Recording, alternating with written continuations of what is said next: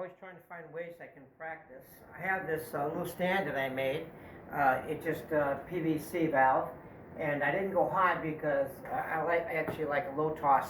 But I'm practicing such a way that a lot of times they say, okay, lead with the edge of the racket. They tell people lead with the edge of the racket, but a lot of kids don't really realize, or adults don't realize what they mean. And so I designed this in such a way that when I lead, I'm leading with the edge of the racket like this. I'm using a smaller racket. This is called a ProKennex Graphite Saber. And I believe it's for squash, I believe. And a lot of times they're selling these sabers for tennis, but you can actually, use any small racket like this and use it for hitting or practicing. I left the cover on, and so it looks like you can tell how it looks. It just adds a little weight to it. It gives a smaller sweet spot, and so that's there.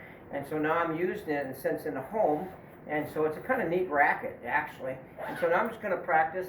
I'm going to practice leading with the edge. So when I'm coming through, I got grip, I got the swing, I got my body turns, I'm leading with the edge, and then I got the follow through.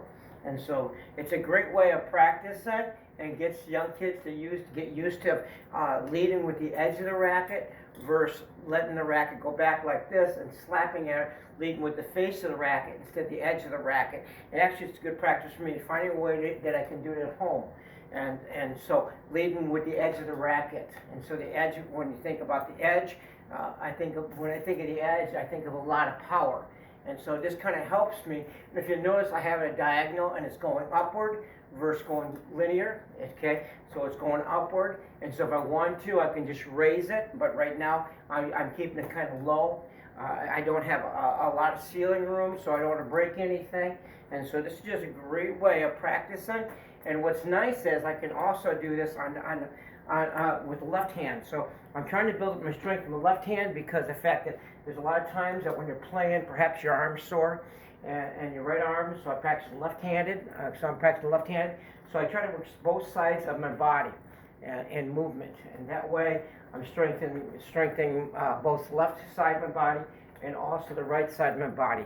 And so here I'm practicing, okay? I'm trying to lead with the edge of the racket, okay? Leading with the edge of the racket, upward motion, okay? I'm not leading with the face of the racket, but the edge. The edge of the racket goes forward and through.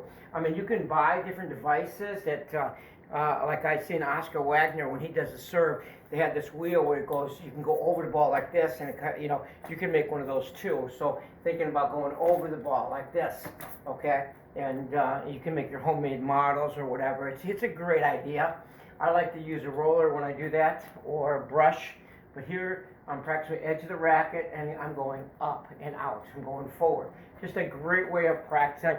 I hope this is helpful and something that you can do in the winter season. It's a long winter. It gets kind of boring.